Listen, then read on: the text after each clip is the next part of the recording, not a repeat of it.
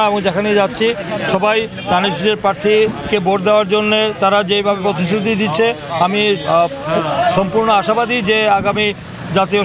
ত্রয়োদশ জাতীয় সংসদ নির্বাচনে বাংলাদেশ জাতীয়তাবাদী দলের প্রার্থী হিসাবে আমাকে ধানের শীষের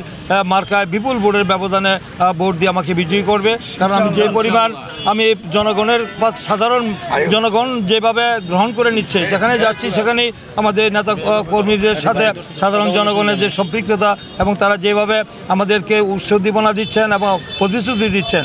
যে আগামী দিনে আমাদের ধানের শীষের প্রার্থীকে ভোট দেওয়ার জন্য বোঝা যায় যে মানুষের উৎসাহদীপনাতে দীর্ঘ 16 বছর তারা ভোটাধিকার থেকে বঞ্চিত ছিল। তারা জনগণ তাদের পছন্দের প্রার্থীকে ভোট দিতে পারেনি এবং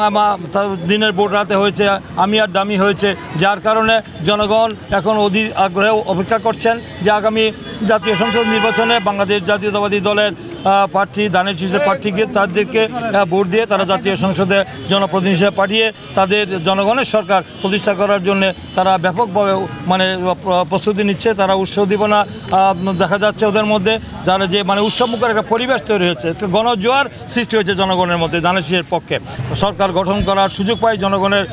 রাষ্ট্র পরিচালনার দায়িত্ব যদি জনগণ আমাদের হাতে অর্পণ করে, তাহলে ইনশাল্লাহ আমাদের নেতা যে অঙ্গীকার করেছেন, প্রতিশ্রুতি দিয়েছেন, সেটা অক্ষরে অক্ষরে জনগণের এই স্বার্থে ব্যক্তির দফা রাষ্ট্র সংস্কারের যে